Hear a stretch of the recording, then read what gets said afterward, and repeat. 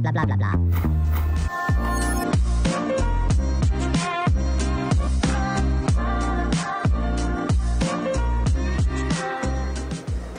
Salut tout le monde, comment ça va? Nous on est au top pour ce nouvel épisode de La Parole A, le format du comptoir des éleveurs où on discute à chaque fois avec un ou une invitée et on lui laisse librement et entièrement la parole. Et aujourd'hui, eh bien, ça sera le tour d'une députée écologiste et sociale de la 3e circonscription de la Drôme. C'est Marie Pochon. Bonjour Marie. Bonjour. Merci Marie d'être avec nous pour ce nouvel épisode de La Parole A en live ici sur le comptoir des éleveurs. Tu as été investie en 2022 par Europe Écologie Les Verts pour les législatives, réinvesti en 2024, soutenu par le Front Populaire. On n'a pas eu beaucoup de politique pour l'instant dans l'émission. Du coup, j'aurais d'abord aimé savoir un peu, en commençant par toi, ton parcours politique et notamment ce qui t'a amené à avoir peut-être cet engagement écologique. Dis-nous tout. Alors moi justement je viens d'une famille d'agriculteurs dans la Drôme, je viens d'un petit village drômois. Des viticulteurs. Comment ? Des viticulteurs. De viticulteurs, tout à fait, dans le nord de la Drôme, et je me suis investie au fur et à mesure en politique et en faveur de l'écologie. Je ne sais pas pourquoi, je suis rentrée dans l'écologie politique, mais je crois que ça tient beaucoup quand même à une certaine relation à la nature qu'on peut avoir, qu'on grandit à la campagne, et en tout cas c'est quelque chose que j'essaye de défendre dans mon mandat depuis 2022. Alors avant d'être en politique, tu t'es investi dans Notre Affaire à tous, qui est une association qui épingle l'inaction climatique. C'est d'ailleurs, je crois, encore un de tes combats principaux. Je bagarre, et je pense que c'est une bagarre générale, c'est une bagarre aussi assez générationnelle que de se battre effectivement pour que on demande beaucoup de choses aux Françaises et aux Français en matière d'adaptation, en matière d'atténuation d'émissions de gaz à effet de serre. Je crois que dans ce système-là, il faut pouvoir demander des comptes également à l'État, à la puissance publique qui n'a pas tenu ses engagements en matière de réduction des émissions de gaz à effet de serre, que ce soit dans les transports, que ce soit dans l'industrie, que ce soit également dans le secteur agricole. Et donc derrière, de pouvoir faire en sorte que l'état de droit soit respecté et donc que l'État respecte ses propres engagements en matière climatique si on veut embarquer derrière l'ensemble de la société. Alors tu viens d'une circonscription plutôt rurale et tu as dit dès le début que tu voulais être la voix de la ruralité, la voix des agriculteurs. Pourquoi? Ce sont les grands oubliés de l'Assemblée nationale? C'est pas forcément les grands oubliés. Je pense qu'il y a une représentation qui est sans doute pas assez diversifiée des mondes agricoles, et je parle bien de mondes agricoles avec un S, parce que il n'y a rien à voir, je crois, entre un exploitant agricole sur des milliers d'hectares et qui peut être propriétaire par ailleurs d'entreprises agroalimentaires de premier rang et un petit éleveur du Vercors par exemple ou du Haut-Diois. Et je crois que là, il y a quelque chose aussi dans la représentation apportée à l'Assemblée nationale.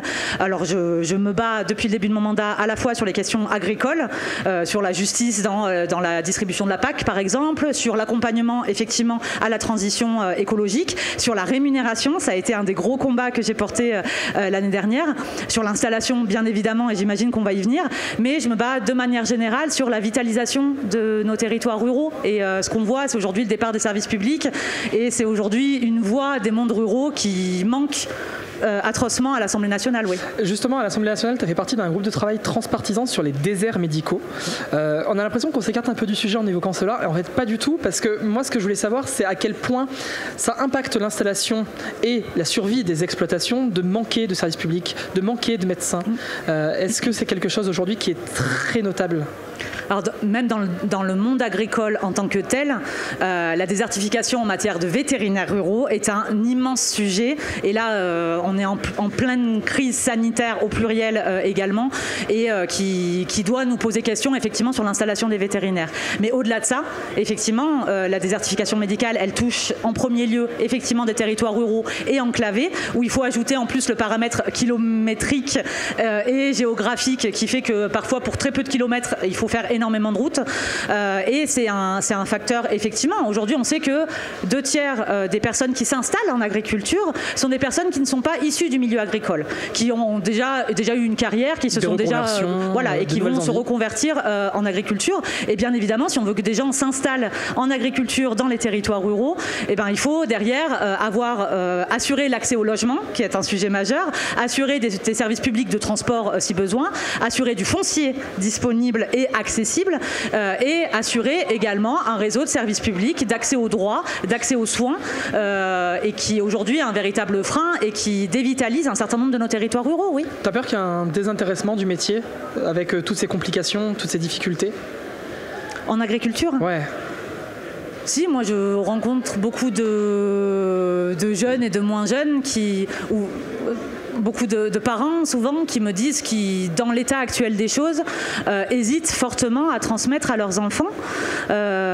Et c'est un sujet majeur, celui de l'installation, celui de donner envie, celui de redonner de la fierté au métier d'agriculteur ou d'éleveur.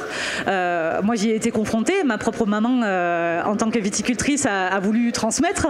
On est 4 enfants dans la famille, il n'y en a aucun qui reprend, ça veut dire aussi quelque chose.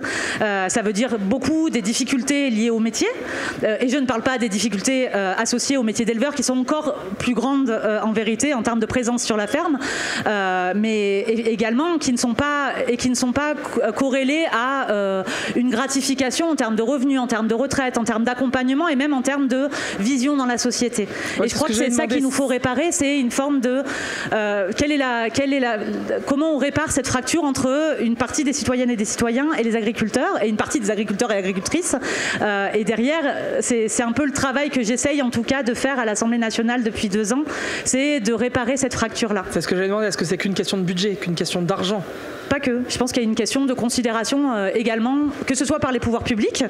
Et finalement, ce modèle-là, dans lequel l'agriculture est seulement considérée sous l'angle des aides de gestion de crise, globalement, c'est de plus en plus ça. Aujourd'hui, on met plus d'argent dans les aides de crise que dans les aides à la transition écologique. Ça veut dire beaucoup de la manière dont on considère l'agriculture sur le long terme.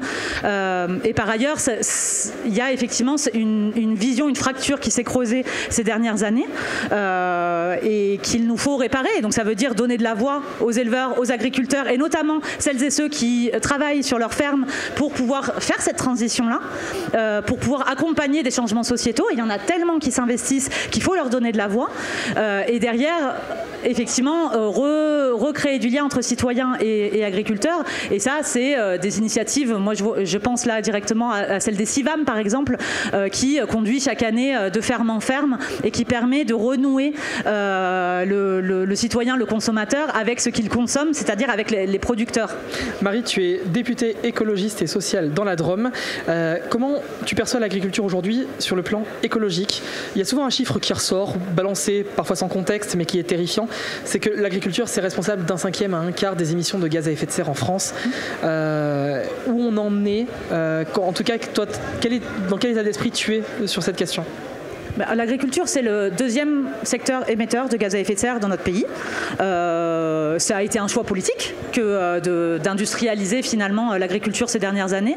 Et effectivement, c'est un enjeu. Et quand on considère la baisse des émissions de gaz à effet de serre qu'il nous faut opérer, l'agriculture doit prendre sa part. Derrière, ça s'accompagne. Ça doit s'accompagner de politiques publiques parce qu'aujourd'hui, on fait face à des mondes agricoles qui sont en très grande difficulté financière, qui n'ont pas les revenus forcément pour faire face à l'ensemble des crises, à la fois sanitaires, à la fois économiques et à la fois écologiques auxquels ils font face. Aujourd'hui, il faut se dire que 50%, on estime que 50% de la production agricole végétale dépend des conditions écosystémiques, des conditions des écosystèmes dans lesquels elle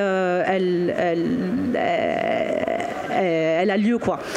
Donc on a besoin, pour préserver l'agriculture et pour préserver les conditions de production de demain, on a besoin de préserver également l'environnement et de préserver effectivement des conditions climatiques qui soient favorables à une agriculture demain. Donc derrière, l'agriculture, c'est à la fois un sujet en matière d'émissions de gaz à effet de serre, mais c'est à la fois une solution bien évidente en matière de réduction, d'atténuation des gaz à effet de serre, en matière de captation du carbone, en matière également de préservation de la biodiversité. C'est aujourd'hui la grande majorité de la surface de la France, c'est des terres agricoles et donc ça doit être un levier aujourd'hui dans la transition. Pour être plus vertueux, qui doit faire des efforts là? Les agriculteurs eux-mêmes, les industriels, l'État, l'Europe?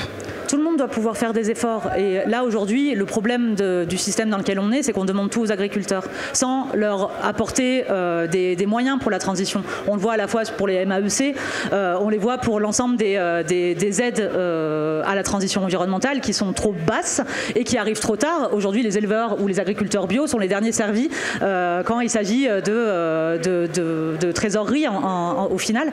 Et donc derrière, ça doit être des efforts particuliers. On doit pouvoir accompagner la transition. Moi, ce que je vois avec la FCO, par exemple, dans la Drôme, c'est qu'on a des éleveurs qui étaient déjà la tête sous l'eau et qu'on est en train de leur enfoncer encore la tête sous l'eau. Et donc, ce qu'il nous faut, c'est pouvoir accompagner ces transitions-là. Et donc, tout le monde doit prendre sa part. Et donc, oui, l'État et la puissance publique, l'Europe, doit pouvoir prendre sa part dans la transition. Et nous, ce qu'on demande, c'est une redistribution des aides PAC et qui aille accompagner les exploitations les plus vertueuses. Plutôt qu'aujourd'hui des aides à l'hectare qui sont finalement indiscriminées. Et derrière, on doit aussi pouvoir... Pardon, j'ai perdu le fil de ma pensée. Moi, je voulais juste résumer. On va peut-être faire comme ça. En fait, il faut une méthode peut-être plus généreuse qu'une méthode punitive. Il faut une méthode qui est incitative à mon sens, qui permet de valoriser effectivement les productions qui sont les plus vertueuses et les fermes, le modèle familial, pastoral, extensif, le modèle peut-être le moins utilisateur en phyto également, pouvoir le valoriser également. Il faut qu'on puisse le valoriser dans les prix, il faut qu'on puisse le valoriser dans les subventions. Il faut également que le monde de la transformation et de la grande distribution prenne sa part également. On ne peut pas fonctionner aujourd'hui et le monde agricole s'effondrera de la course au bas prix qui s'est engagée, que l'État et l'Europe accompagnent aujourd'hui et qui va tuer tous les modèles les plus vertueux qui font la fierté de notre agriculture. Marie, on va prendre 2 petites minutes, on va faire une interview Nutri-Score. C'est un petit jeu qui est très simple. Je vais te donner des phrases et tu vas devoir évaluer leur Nutri-Score. En gros, tu vas mettre une note de A, très bien, à F, pas bien du tout. Ok. La première phrase, c'est ça. Les agriculteurs en 2024 sont suffisamment payés? Non. F. Pardon. F. Largement F. Largement F. On a aujourd'hui 20% des agriculteurs qui vivent sous le seuil de pauvreté. On est dans une situation absolument critique et il faut assurer des prix rémunérateurs aux agriculteurs et c'est un grand combat que nous menons. L'agriculture française résiste aux importations. Une note de A à F, on mettrait quoi? Moi, je dirais B dans le sens où elle a la capacité, ou A ou B, parce qu'elle est en capacité, à mon sens, de résister aux importations. On a une agriculture en France qui est extrêmement vertueuse, qui est une agriculture de qualité. On a des productions qui sont effectivement sous signe de qualité et qui font la fierté de notre pays. À mon sens, c'est à la puissance publique de la protéger, cette agriculture-là, à la fois face aux importations et donc de s'opposer aux accords de libre-échange, et à la fois de valoriser ces productions par le prix. Le Nutri-Score de cette phrase, la cohabitation fonctionne entre agriculture et transition écologique. Je pense qu'aujourd'hui, j'y mettrais un A en devenir, dans le sens où je pense qu'aujourd'hui, on a des gens qui essayent de creuser le fossé entre l'agriculture et l'écologie, alors même que ces deux éléments vont tout à fait ensemble. Et on a besoin d'écologie pour assurer l'avenir de l'agriculture. Je pense que les agriculteurs en sont les premiers convaincus. Et on a besoin, l'agriculture est au centre du projet écologiste. Je ne vais pas revenir sur René Dumont, qui a fondé l'écologie politique il y a 50 ans et qui était agronome. L'agriculture, elle est centrale dans le modèle de société dans lequel nous devons aller. Et donc, bien évidemment qu'ils vont ensemble et je pense qu'il faut se départir de posture sur ces sujets-là. Donc un petit B ou C, mais A en devenir. Et la petite dernière, on incite suffisamment à la consommation made in France? Pas du tout. F. On a aujourd'hui un manque d'incitation en matière d'étiquetage, en matière d'information aux consommateurs et même en matière d'éducation à l'alimentation saine. En vérité, ça devrait passer par la commande publique et nous, dans l'ensemble des mairies écologistes par exemple, on essaye d'appliquer Egalim, on essaye d'assurer la commande locale et vertueuse en tout cas des produits agricoles. Aujourd'hui, dans la culture générale, on a encore des chaînes de grande distribution qui nous disent que le vrai prix des bonnes choses, c'est le prix le plus bas possible. C'est pas comme ça qu'on accompagnera au mieux nos agriculteurs sur le terrain. Marie Pochon, très rapidement, parce qu'il va nous rester peu de temps, je voulais juste dire un petit mot autour du grand débat national, parce que je sais que c'est un sujet qui tient à cœur à plusieurs députés, dont toi. Rendre public les presque 20 000 cahiers de doléances qui existent aujourd'hui du grand débat national. C'est des moments de rencontre, des moments de débat, parfois de disputes un peu houleuses, mais où on a pu évoquer les questions de ruralité, d'agriculture et d'écologie. Alors, est-ce que déjà, d'une, ils seront publics un jour, ces cahiers de doléances, et de deux, finalement, les rendre publics, ça sert à quoi ? Alors on va se battre pour les rendre publics.